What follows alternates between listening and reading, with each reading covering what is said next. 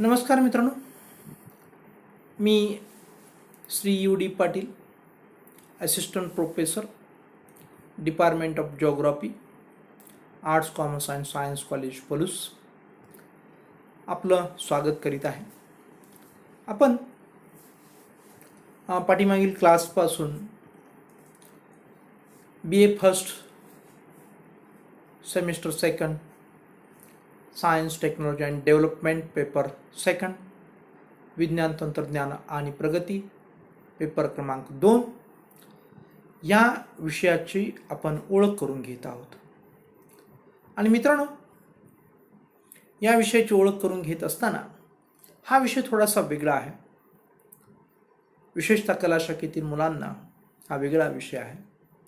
कला शाखेतील मुलांनी 10वी नंतर विज्ञानाकडे पाठ फिरवलेली आहे. 11वी 12वी ते कला शाखेतून शिकले आणि आता FY BA मध्ये प्रवेश केला. तो कला शाखेतच त्यांनी प्रवेश केला आणि त्यांनाही विज्ञानाची ओळख असावी, त्यांचीही नाळ विज्ञानाशी जोडलेली असावी या उद्देशानं हा STD म्हणजे सायन्स टेक्नॉलॉजी अँड डेव्हलपमेंट, विज्ञान तंत्रज्ञान आणि प्रगती हा विषय आपण अभ्यासत आहोत. आणि या विषयाचा जो काही अभ्यासक्रम आहे याची ओळख आपण पाठीमागील तासापासून करून घेत आहोत. आणि ही विस्तृत अशी ओळख करून देण्याचा प्रयत्न मित्रांनो काय आहे हे तुम्ही लक्षात घेण्याची आवश्यकता आहे. विस्तृत असा परिचय करून देण्याचा मुद्दा इतकाच आहे की याच्यामध्ये किती ज्ञान लपलेलं आहे किंवा या सिलेबस हा आपल्याला समाज उपयोगी ज्ञान प्रदान करणार आहे हे आपल्याला लक्षात आणून देण्याचा प्रयत्न विस्तृत विवेचनातून या सिलेबस हायलाइट्समधून किंवा सिलेबस परिचयातून मी करून देत आहे. आणि म्हणून आपण याचा गांभीर्यानं विचार करावा आणि याचा जास्तीत जास्त आपण लाभ उठवावा अशी माझी अपेक्षा आहे. आणि आपल्या मनामध्ये जिज्ञासा ही विकसित करावी आणि भविष्य काळातील जे काही आपले STD नावाचा जो काही विषय आहे या विषयामध्ये प्रामुख्यानं जे काही आपले तास असतील त्या तासांचं आपण श्रवण व्यवस्थितरित्या करावं, अभ्यास करावा, अध्ययन करावं, आपल्या असणाऱ्या जे काही ज्ञानामध्ये भर घालावी, रुची निर्माण करण्याचा प्रयत्न आपण या माध्यमातून करीत आहोत. आणि याला निश्चितपणे तुम्ही जर गंभीरपणे घेतलं तर याचा तुम्हाला फायदा होऊ शकतो. तर या ठिकाणी पहा मित्रांनो की syllabus of science technology and development या अभ्यासक्रमाची किंवा विज्ञान तंत्रज्ञान आणि प्रगती या अभ्यासक्रमाची आपण ओळख पाठीमागील तासापासून आपण करून घेत आहोत. पहिल्यांदा हा जो काय अभ्यासक्रम आहे हा जून 2018 मध्ये आपल्याला परिचित झालेला आहे. अर्थात तुम्हाला जरी नसला तरी पुढच्या बॅचला तुमच्या सिनियर मेंबरना हा निश्चितपणे परिचित झालेला आहे पा. आणि या अभ्यासक्रमामध्ये मित्रांनो 4 प्रमुख असणारे टॉपिक आहेत आणि या 4 टॉपिकची नावं आपण या ठिकाणी पाहूया की मॉड्यूल फर्स्ट डिझास्टर मॅनेजमेंट, त्याला आपत्ती व्यवस्थापन असं म्हणूया. Module second means of communication and information technology, संदेशवहन आणि माहिती तंत्रज्ञान.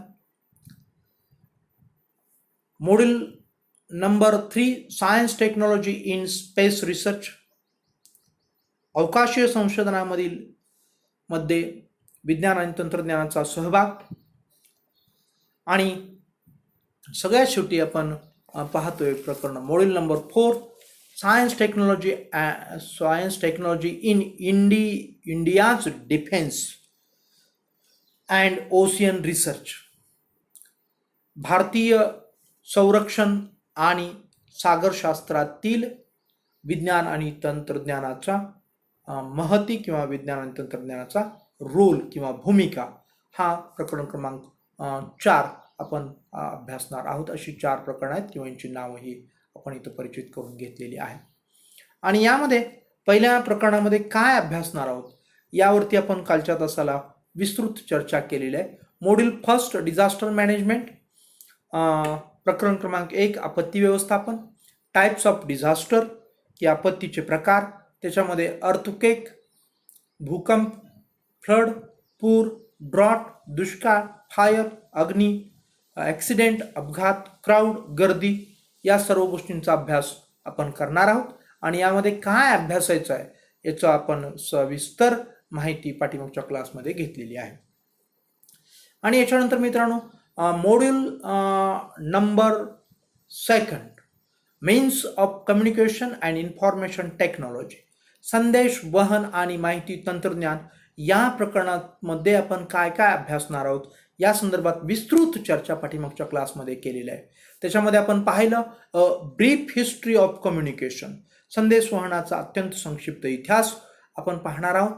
Origin, development and importance of computer, म्हणजे संगणकाची उत्पत्ती, संगणकाचा विकास, संगणकाची महत्त्व आपण अभ्यासणार आहोत. त्याचबरोबर कॉम्प्युटर नेटवर्क, म्हणजे संगणक एकमेकांशी कसे जोडले जातात किंवा त्याला संगणकीय अंतर्जाल असंही आपण म्हणू शकता. त्याच्यानंतर इंटरनेट म्हणजे याला सुद्धा आपण अंतर्जाल असं म्हणू शकता. माहिती तंत्रज्ञानाचा हा असणारा अत्यंत महत्त्वपूर्ण दुवा आहे, हे आपण या ठिकाणी पाठीमागच्या क्लासमध्ये पाहिलं. त्याच्यानंतर कॉम्प्युटर व्हायरसेस म्हणजे संगणक विषाणू, आपण त्याची थोडक्यात आपण माहिती पाहिली. आणि सगळ्यात शेवटी इन्फॉर्मेशन टेक्नॉलॉजी म्हणजेच माहिती तंत्रज्ञान ज्याला आपण म्हणतो, त्या माहिती तंत्रज्ञानाचे फायदे तोटे आपण अभ्यासणार आहोत. या सर्व गोष्टींचा परिचय पाठीमागच्या क्लासमध्ये करून घेतलेला आहे. आणि आज आपण पुढच्या असणाऱ्या 3ऱ्या टॉपिककडं आज आपण वळतोय मित्रांनो. त्याचं नाव आहे science, technology and space research, विज्ञान, तंत्रज्ञान आणि अवकाशीय संशोधन असं या चॅप्टरचं नाव आहे. तर हा जो काही चॅप्टर आहे मित्रांनो, हा अत्यंत महत्त्वपूर्ण चॅप्टर आहे. हा अवकाशाशी संबंधित चॅप्टर आहे. आपल्या सर्वांना माहिती आहे की पृथ्वीच्या सभोवताली असणारं वातावरण, या वातावरणाच्या पलीकडं जे काही निर्वात पोकळी आहे, या निर्वात पोकळीला आपण काय म्हणतो की अवकाश असं म्हणतो. तर या अवकाशामधील जे काही संशोधन आहे ते संशोधन आपल्याला करायचे आहे.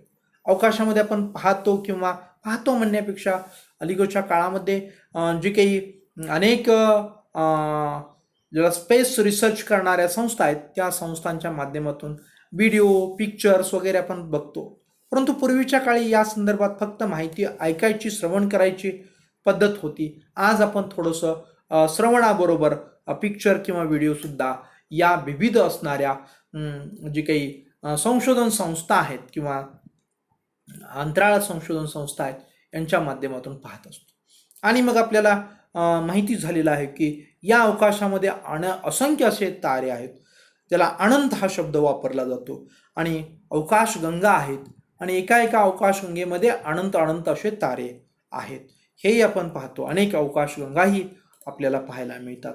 आणि यामध्येच एक म्हणजे सूर्य हा सुद्धा एक तारा आहे. आणि या सूर्यकुलामध्ये असणारे एक पृथ्वी नावाचा ग्रह आहे, त्या ग्रहावरती आपण वास्तव्य करतोय. त्या ग्रहातल्या आपण आशिया खंडामध्ये, आणि आशिया खंडातल्या आपण भारत देशामधील आपण महाराष्ट्र राज्यामधील आपण सांगली जिल्ह्यामध्ये आपण पलूस तालुक्यातील एका छोट्याशा कॉलेजमध्ये आपण अभ्यास करीत आहोत. अशा या विश्वाच्या पसाऱ्यामध्ये आपलं स्थान जे आहे हे अत्यंत क्षुद्र आहे, अत्यंत लहान आहे, हे आपल्याला या पाठीमागं सांगण्याचा उद्देश आहे. आणि या गोष्टी ज्या आहेत ह्या खूप व्यापक अशा गोष्टी आहेत. किती व्यापक हे समजून येण्यासाठी मी तुम्हाला जयंत नारळीकर नावाचे जे काही आपल्याला खगोलशास्त्रज्ञ आहेत, ज्याला आपण अवकाशशास्त्रज्ञ असं म्हणतो, त्यांचं विधान मी तुम्हाला या ठिकाणी सांगू इच्छितो. ते म्हणतात की आम्हा सायंटिस्टना किंवा शास्त्रज्ञांना या असणाऱ्या अवकाशाचं जे काही ज्ञान आहे हे ज्ञान 5% सुद्धा नाही. म्हणजे मित्रांनो, या अवकाशाविषयी जी काही मानवाची ज्ञान मिळवण्याची जी काही लालसा आहे ही जरी प्रचंड असली तरी ती तृष्णा किंवा ती तहान, ती भूक आज तरी आपलं विज्ञान तंत्रज्ञान पुरं करू शकलेलं नाही, असं या जयंत नारळीकर सरांच्या वाक्यावरून आपल्याला जाणवते का. आणि या प्रकरणामध्ये आपल्याला काय अभ्यासायचं आहे? Beginning of satellite era in the world. आज आपण बघतो सॅटेलाइट म्हणजेच उपग्रह, परंतु या ठिकाणी जी काही जगानं सुरू केलेलं जी काही सॅटेलाइट जी काही लॉन्च करण्याची जी काही मोहीम आहे, ही जर मोहीम आपण पाहिली तर मित्रांनो ही अर्थातच कृत्रिम उपग्रह आहेत आणि या कृत्रिम उपग्रहांना जी काही सुरुवात केलेली आहे की कृत्रिम उपग्रह अवकाशात पाठवणं आणि त्याच्यापासून आपल्याला अनेक जे काही आपले उद्देश आहेत ते उद्देश साध्य करून घेणं किंवा माहिती मिळवणं किंवा आपल्याला जी काही उपयोगी असणाऱ्या गोष्टी आहेत त्या गोष्टी आपण साध्य करून घेणं. जसं की माहिती तंत्रज्ञान आपण पाहिले की आज आपण इथं बसून क्षणामध्ये आपण काय करतो, व्हॉट्सअपच्या माध्यमातून म्हणजेच आपण इंटरनेटचा आपण अर्थात मदत घेतलेलीच आहे की माध्यमातून जगाच्या कोणाकोपऱ्यात असणाऱ्या आपल्या मित्रांशी आपण क्षणात आपण संपर्क करतो. हा जो काही संपर्क होतो त्यासाठी आपण सॅटेलाइटचा उपयोग करतो आणि हा सॅटेलाइट कृत्रिम उपग्रह असतो.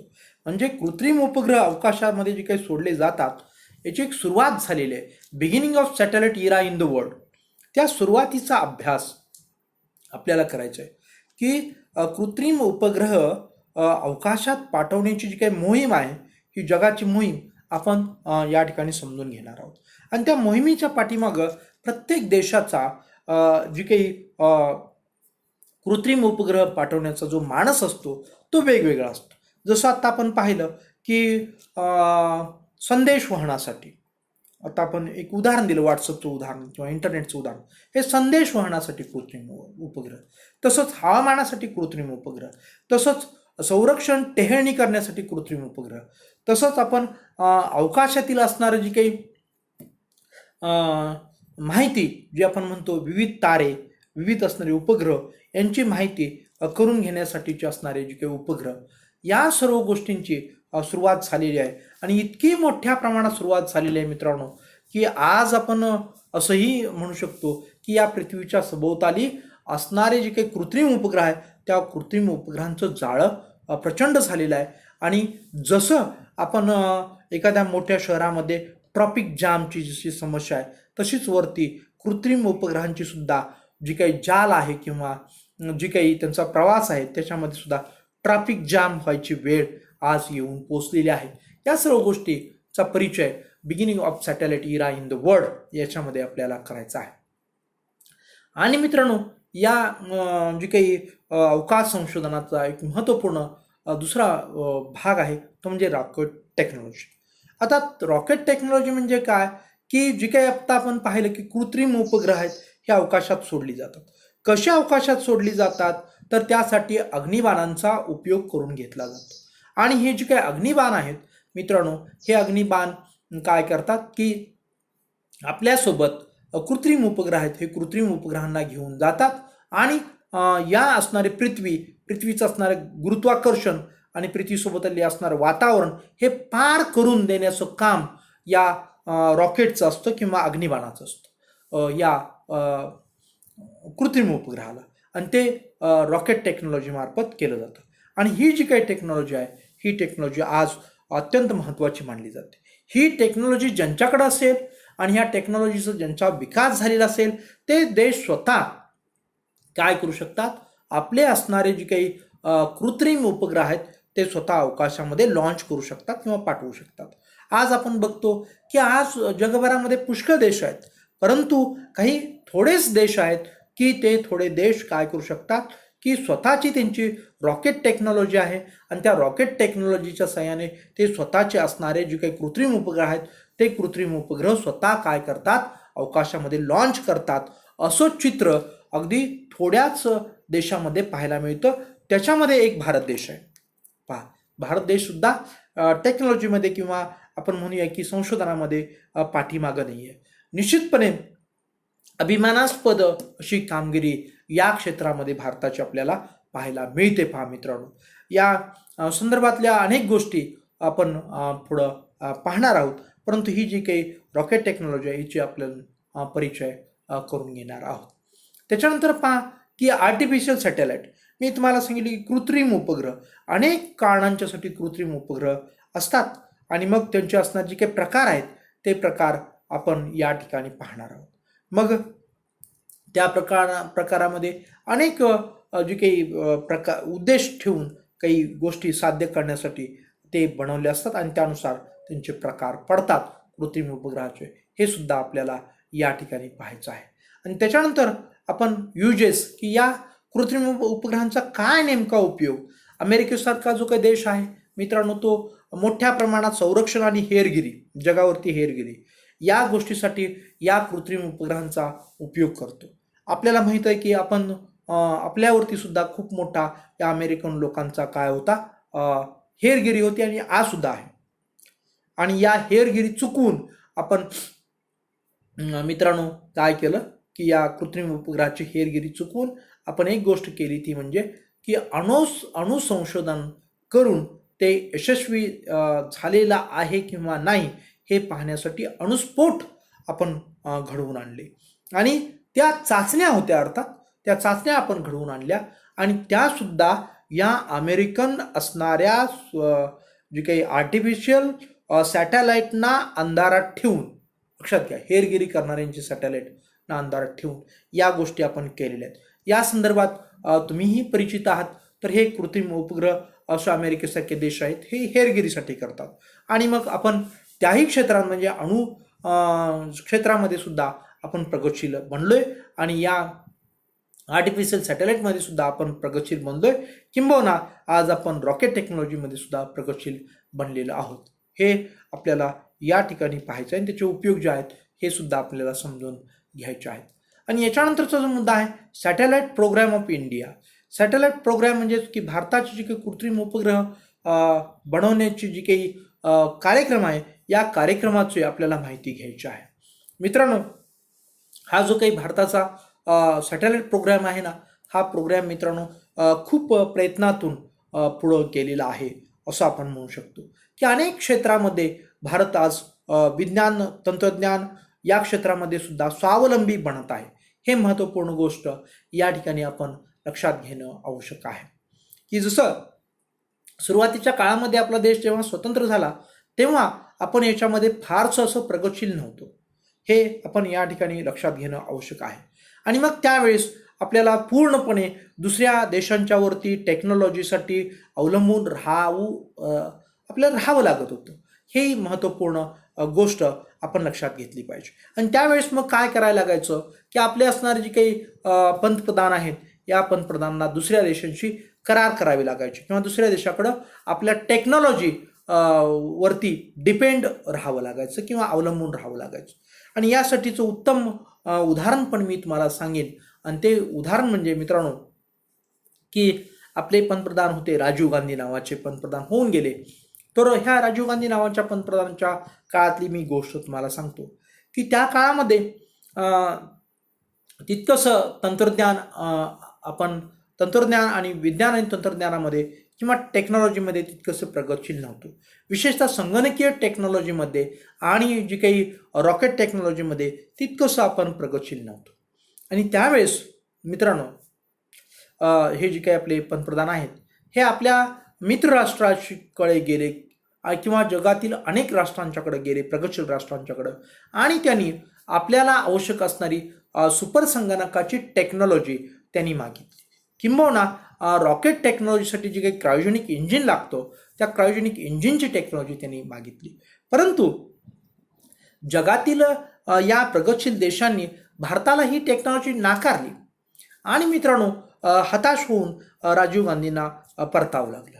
आणि तेव्हा त्यांनी काय केलं की भारतातील असणारे जे काही अनेक सायंटिस्ट आहेत या अनेक सायंटिस्टना एकत्रित केलं आणि एकत्रित करून त्यांच्यापुढं ही खंत बोलून दाखवली की आपल्याला जग जे आहे हे जग प्रगतशील असणारी जी काही किंवा अत्यंत हाय टेक्नॉलॉजीला आपण म्हणतो, जे काही सुपर संगणक असेल किंवा क्रायोजेनिक इंजिन असेल, अशा प्रकारची हाय टेक्नॉलॉजी आपल्याला द्यायला जग तयार नाही आहे.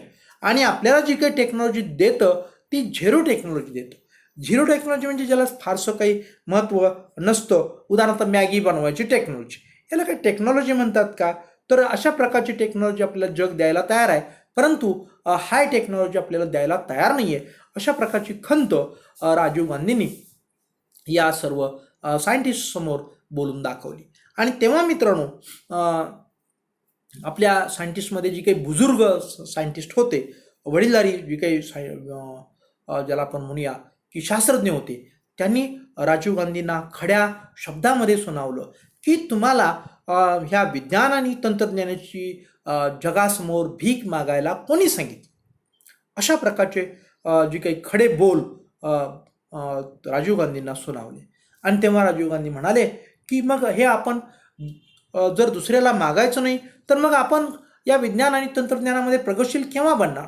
तर तेव्हा ते सर्व सायंटिस्टनी सांगितलं की तुम्हाला काय हवं ते आम्ही बनवून देऊ शकतो, काय हवं ते आम्ही बनवू शकतो. तेव्हा राजीव गांधी म्हणाले तुम्ही सुपरसंगणक बनवू शकाल का, किंवा असंही म्हणाले की तुम्ही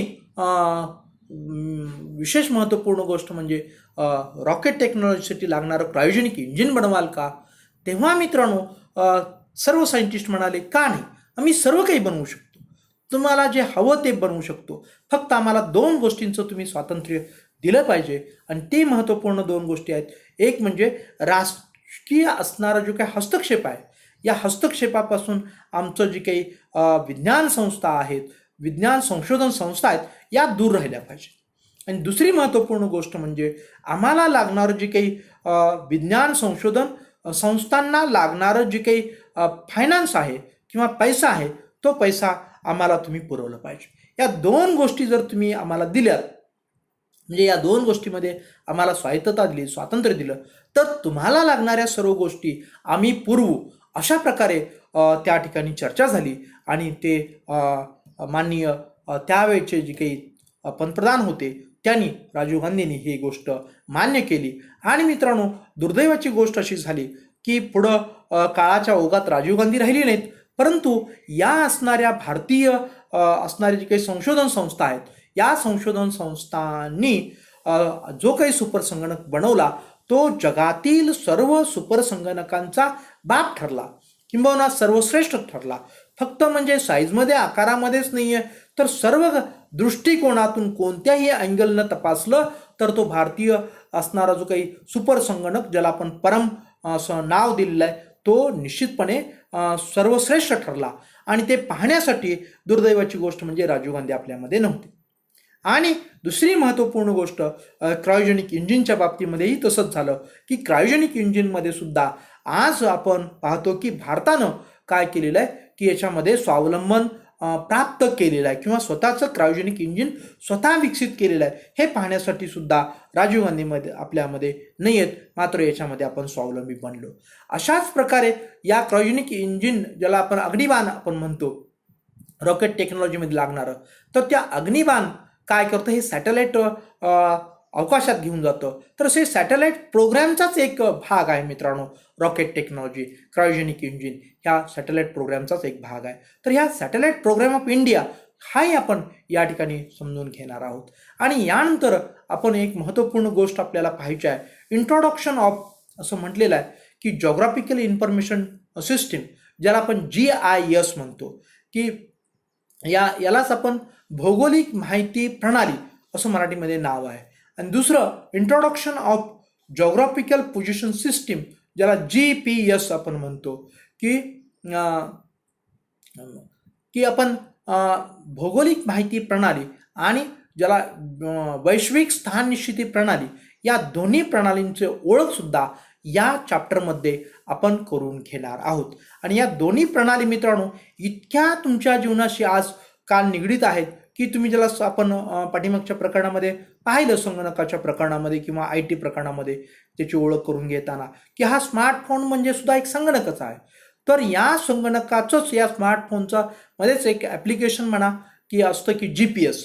ते GPS ॲप्लिकेशन आज आपण बघतो की किती महत्त्वपूर्ण ठरलेलं आहे.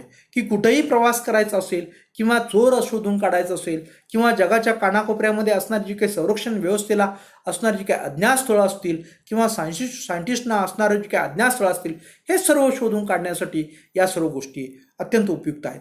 आणि तसाच GPS ज्याचा भाग आहे, अर्थात कशाचा भाग आहे, जॉग्राफिकल इन्फॉर्मेशन सिस्टीमचा भाग आहे. तर हे जॉग्राफिकल इन्फॉर्मेशन सिस्टीम म्हणजे काय हे सुद्धा आपण पाहणार आहोत.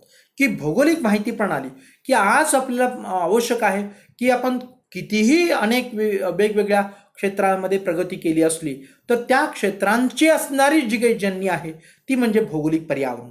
आणि या भौगोलिक पर्यावरणाची माहिती किंवा आपण करून घेण्यासाठी त्याला भौगोलिक माहिती तंत्रज्ञान प्रणाली किंवा माहिती प्रणाली विकसित केलेली आहे. त्याचा अभ्यास आपल्याला या ठिकाणी करायचा आहे. आणि करिअरच्या दृष्टिकोनातून सुद्धा मित्रांनो मी तुम्हाला सांगेन की हे GIS मध्ये आज कला शाखेतला एखादी विद्यार्थी पहा की BA भाग 1, 2, 3 मध्ये त्यानं स्पेशल जॉग्राफी हा विषय ठेवला आणि मग भविष्य काळामध्ये तो काय करू शकतो की या GI विषयामध्ये स्पेशलायझेशन घेऊन तो MTech करू शकतो.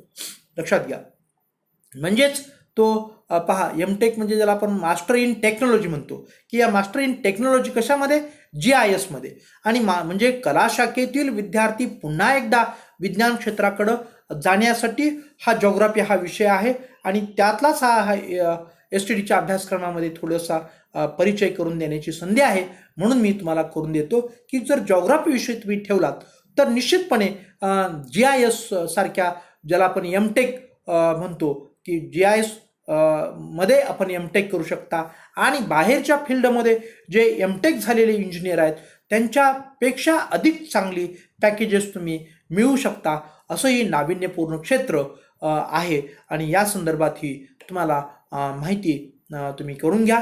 आणि यासाठी करिअर करण्यासाठी सुद्धा आपण निश्चितपणे तयार राहा आणि तुमचं करिअर पुन्हा एकदा विज्ञानाकडे वळवण्याची संधी तुम्हाला प्राप्त झालेली आहे याचं स्मरण या ठिकाणी मी आपल्याला करून देत आहे. यानंतर मित्रांनो मॉड्यूल नंबर 4 याच्यामध्ये science technology in India's defence and ocean research. पहा की भारतीय संरक्षण आणि सागरशास्त्रा मधील विज्ञान आणि तंत्रज्ञानाची भूमिका किंवा विज्ञान आणि तंत्रज्ञान आणि भारतीय संरक्षण व सागर संशोधन या हा टॉपिक आहे.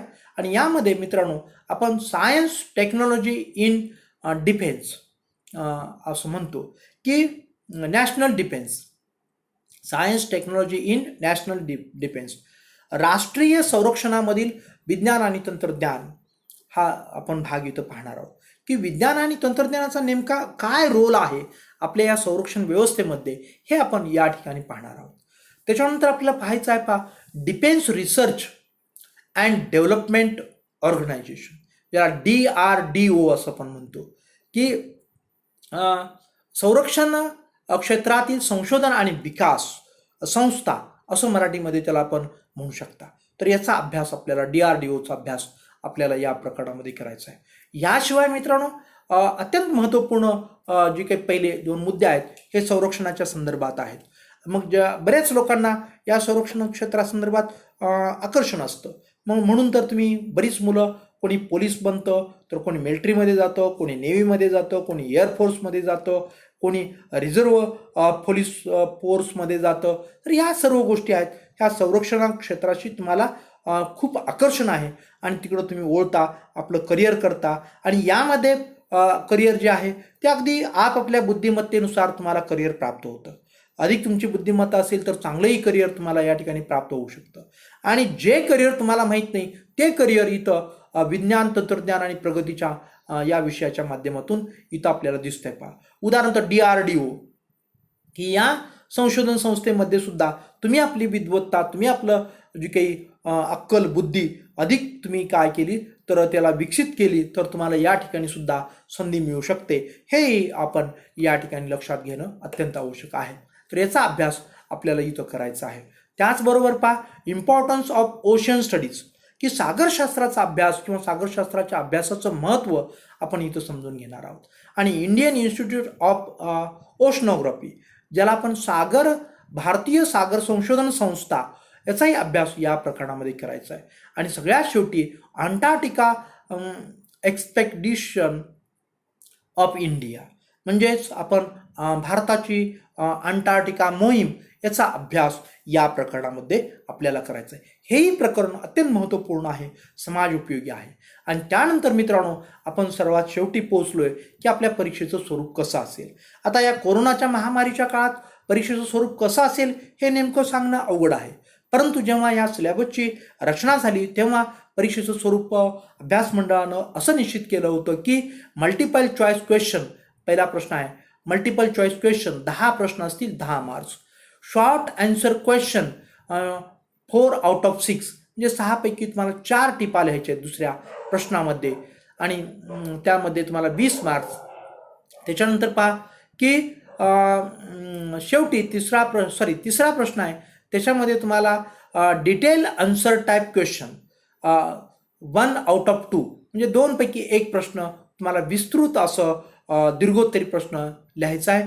त्याला तुम्हाला 10 मार्क्स आहेत. म्हणजे एका प्रश्नाला आपण त्या ठिकाणी एका प्रश्नाला 10 मार्क्स आहेत. आणि चौथा प्रश्न आहे त्याच्यामध्ये सुद्धा डिटेल आन्सर टाईप क्वेश्चन, म्हणजे दीर्घोत्तरी प्रश्न 2 पैकी 1 लिहायचे आहेत, याला सुद्धा 10 मार्क्स आहेत. आणि टिपांना प्रत्येक टिपा, जो प्रश्न दुसरा आहे शॉर्ट आन्सर, तर ह्या दुसऱ्या प्रश्नाला प्रत्येक टिपेला आपल्याला मित्रांनो 6 पैकी 4 टिपा लिहायच्या आहेत आणि प्रत्येक टिपेला 5 मार्क्स आहेत, म्हणजे इथे 20 मार्क्स. असे आपल्याला मित्रांनो जी काही परीक्षा होती ही 50 मार्क्सची परीक्षा होती. पहिल्या प्रश्नाला ज्याला MCQ म्हणतो त्याला आपण 10 मार्क्स, शॉर्ट नोटला 20 मार्क्स, दीर्घोत्तरी प्रश्नाला 20 मार्क्स, अशी 50 मार्काची आपली परीक्षा होती मित्रांनो. परंतु आता कोरोनाच्या महामारीच्या काळामुळं जर परिस्थिती निवळली नाही तर कदाचित तुम्हाला विद्यापीठ ऑनलाईन एक्झाम घेईल आणि ती ऑनलाईन एक्झाम कशी असेल, और मल्टिपल चॉईस क्वेश्चन असतील, 25 प्रश्न असतील आणि त्या प्रत्येक प्रश्नाला 2 मार्क्स असतील आणि एकूण गुण असतील 50 मार्क्स. तर तुम्हाला या दृष्टिकोनातून तयारी मित्रांनो करायची आहे, कारण मल्टिपल चॉईस क्वेश्चनची जी एक्झाम असते ती तितकीशी सोपी नसते. त्यासाठी तुम्हाला चांगलीच तयारी करायला पाहिजे आणि म्हणून सुरुवातीपासून आपण दक्ष राहून अभ्यास करत राहा. तेव्हा या ठिकाणी आपल्या या अभ्यासक्रमाची ओळख गेल्या 2 तासामध्ये मी अगदी विस्तृत आणि डिटेल याच्या हायलाइट्स, फक्त सिलेबसचं भाषांतर नाही, त्याला हायलाइट्स आपण म्हणूया की प्रत्येक प्रकरणामध्ये काय काय महत्त्वपूर्ण गोष्टी आपण शिकणार आहोत याची व्यवस्थित विस्तृत अशी चर्चा आपण मुद्दाम केलेली आहे, जेणेकरून तुमचा या अभ्यासक्रमामधील असणारी रुची वाढावी आणि तुम्ही अत्यंत उत्साहानं या अभ्यासाला लागावं, हा त्याच्या पाठीमागचा उद्देश होता आणि तो साध्य व्हावा अशी अपेक्षा ठेवून मी या ठिकाणी या अभ्यासक्रमाची ओळख संपलेली आहे असं जाहीर करतो आणि या ठिकाणी आपण थांबूया. धन्यवाद.